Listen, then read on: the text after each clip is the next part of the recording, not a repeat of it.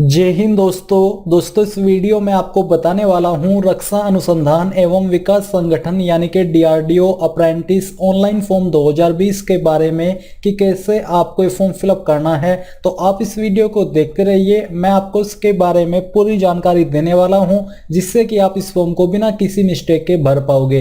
तो चलिए दोस्तों शुरू करते हैं। दोस्तों मैं आपको बता दूं कि कल मैंने आपको इस भर्ती के बारे में जानकारी दी थी कि यह भर्ती निकाली गई है और उसके बाद मैंने आपसे पूछा था कि क्या आप चाहते हैं कि फॉर्म फिलअप कैसे करना है। इसके बारे में मैं आपके लिए स्टेप बाय स्टेप वीडियो बनाऊं तो आपका काफी अच्छा रेस्पॉन्स देखने को मिला, जिसको कंसीडर करते हुए ये वीडियो मैं आपके लिए बना रहा हूं। तो आप इस वीडियो को देखते रहिए। तो यहाँ पर दोस्तों अभी जो आप वीडियो में देख पा रहे हो ये आपका ऑफिशियल नोटिफिकेशन है। आप यहाँ पर देख सकते हो कि आपकी graduate apprentice, technician, diploma apprentice की वैकेंसी निकाली है और किस डिसिप्लिन के लिए निकाली है वो आप यहाँ पर चेक कर पा रहे हो और उस पर आपको पर मंथ क्या स्टाइपेंड दिया जाएगा ये भी आप यहाँ पर देख सकते हो।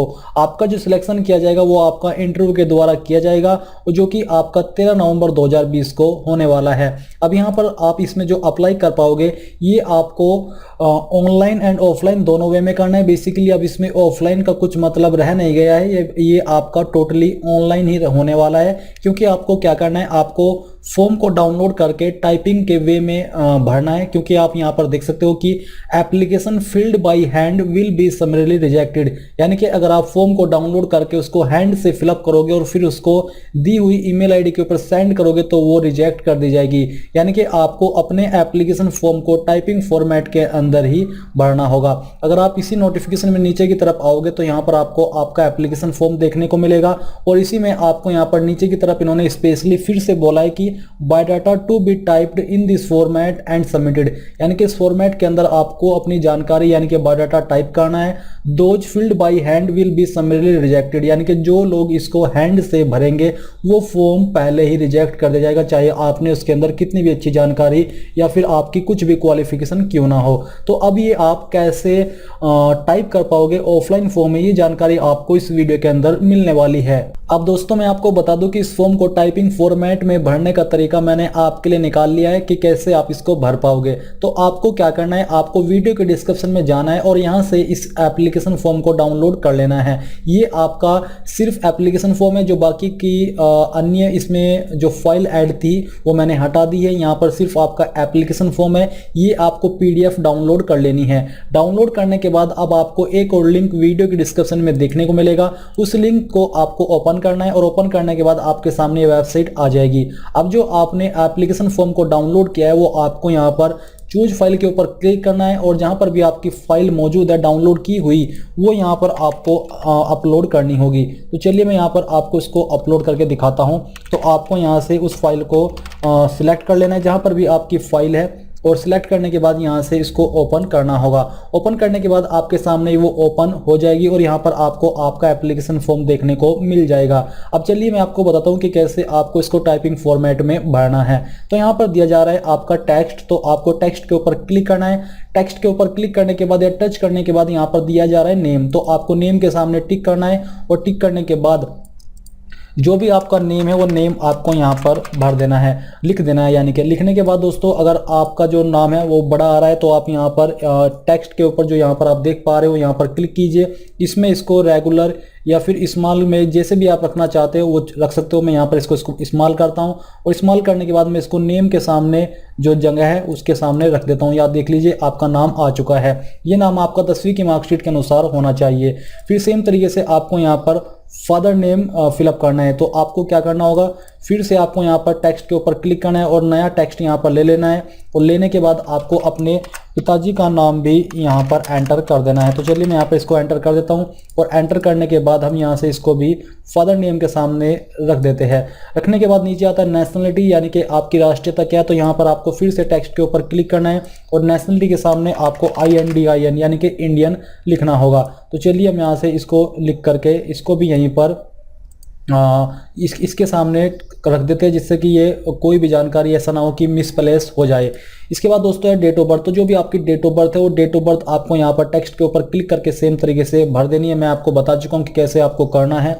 फिर नीचे है एज एज ऑन 30/9/2020, यानी कि 30/9/2020 तक आपकी उम्र कितनी होती है। तो बेसिकली आपको अपनी एज काउंट करनी है। तो एज काउंट करने के लिए आपको गूगल में एज कैलकुलेटर सर्च करना है। तो चलिए हम इसको सर्च करते हैं।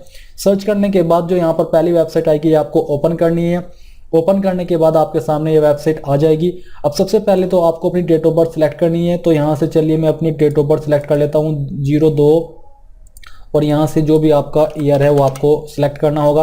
अब आपको ये जो एज है कब तक काउंट करनी है वो देखना है। आपको काउंट करनी है 30/9/2020 तक। तो यहाँ पर आपको इसमें जो सितंबर का महीना है वो, और साथ ही जो आपकी डेट है वो यहाँ से आपको 30 कर लेनी है। तो चलिए हम इसको 30 करते हैं, 2020 है।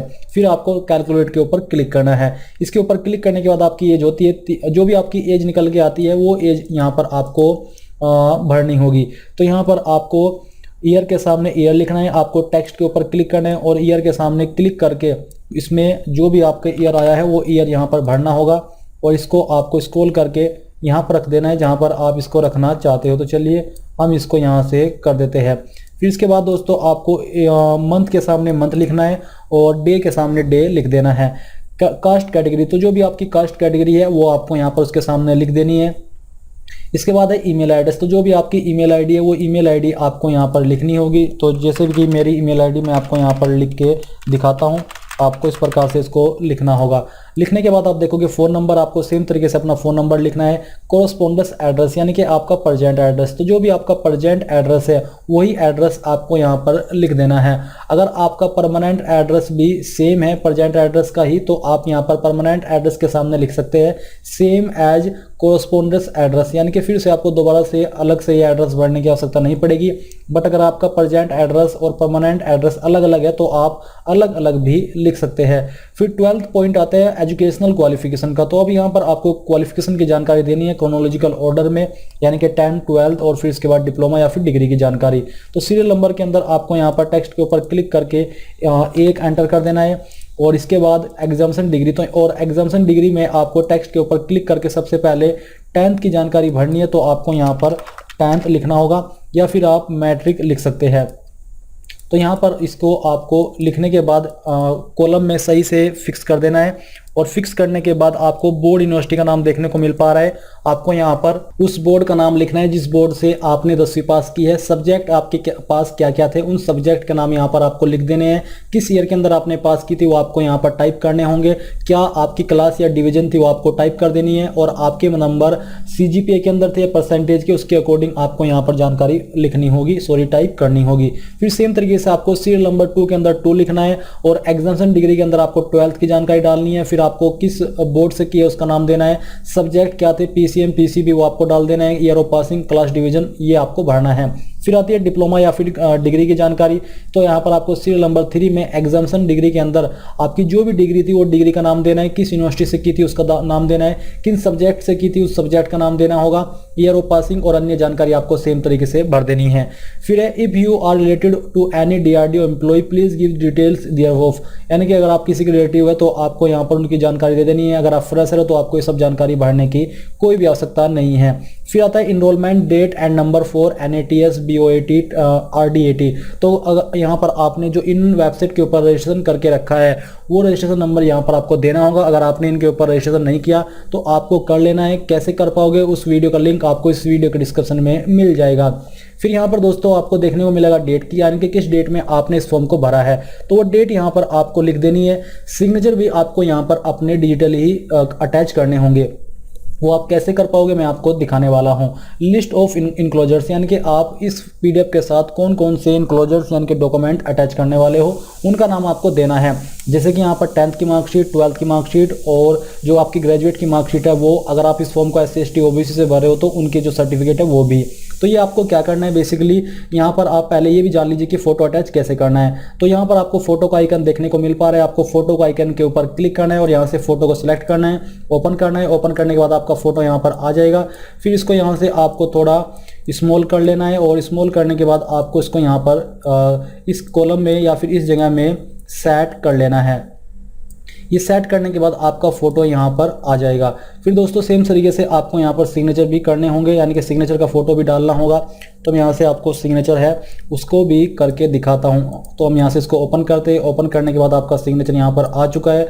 आपको इसको ऐसे ही थोड़ा शॉर्ट कर लेना है, और अगर आप इसको सिग्नेचर को PNG फॉर्मेट में करोगे तो यहाँ पर आपको ये अच्छे से जो सिग्नेचर है वो देखने को मिल जाएगा। तो यहाँ का आपका सिग्नेचर भी आ चुका है। ये आपका एप्लीकेशन फॉर्म फिलअप हो चुका है। अब आपको इसको डाउनलोड के ऊपर क्लिक करके डाउनलोड कर लेना है, और ये आपकी PDF फाइल एप्लीकेशन फॉर्म की बन जाएगी सभी जानकारी के साथ में। और अभी यहाँ पर दोस्तों इसमें जो आपने इनक्लोजर्स की जानकारी दी है, तो आपको क्या करना है, इसमें वो इनक्लोजर्स भी ऐड कर देने हैं जो कि आपने यहाँ पर मेंशन किया, जैसे कि 10th 12th और जो भी आपके डॉक्यूमेंट है। अब वो कैसे ऐड कर पाओगे, आपको क्या करना है, आपको यहाँ पर JPG टू PDF आपको ये सर्च करना है गूगल के अंदर, और इसको सर्च करने के बाद आपके सामने यहाँ पर जो फाइल है वो आ जाएगी। अब आपको इसको ओपन करना है। ओपन करने के बाद यहाँ पर दोस्तों एक जो आपने PDF फाइल है एक तो वो, और साथ ही आपको इसमें जो और अलग से फाइल अटैच करनी है वो जोड़ देनी है। और जोड़ने के बाद जब इसका एक फॉर्मेट हो जाए तो ये आपको दी हुई email ID के ऊपर सेंड करनी होगी। और वो email ID कौन सी है वो यहाँ पर आप देख लीजिए। तो आपको जिस email ID के ऊपर इस फॉर्म को सेंड करना है वो आपकी है head.hrd@dfrl.drdo.in। इस email ID के ऊपर इसको आपको 14 अक्टूबर 2020 से पहले सेंड कर देना है। अगर आप सिर्फ इसी को भी सेंड करोगे, इसमें जो आपने इनक्लोजर्स लिखे हैं उनको इसके साथ अटैच भी नहीं करोगे, तो तब भी आपको कोई प्रॉब्लम नहीं आएगी, क्योंकि अभी के लिए सिर्फ आपको एप्लीकेशन फॉर्म ही सेंड करना है। और जो डॉक्यूमेंट्स आपने इसके अंदर बताए हैं इनक्लोजर्स, वो आपको डॉक्यूमेंट वेरिफिकेशन के ऊपर लेकर के जाने होंगे, फोटोकॉपी भी और उसकी ओरिजिनल कॉपी भी।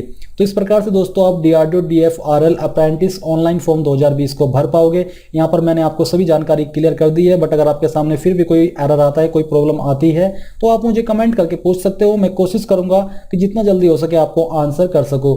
और इस वीडियो के लास्ट में एक बार फिर से मैं आपसे कहना चाहूंगा कि प्लीज इस वीडियो को लाइक, शेयर और साथ ही साथ आपके अपने यूट्यूब चैनल ज्ञानदेव होस्ट को सब्सक्राइब कर ले, और सब्सक्राइब करने के बाद बेल के आइकन को दबा दे, ताकि आपको आगे आने वाली वीडियोस के नोटिफिकेशन सबसे पहले मिल पाए।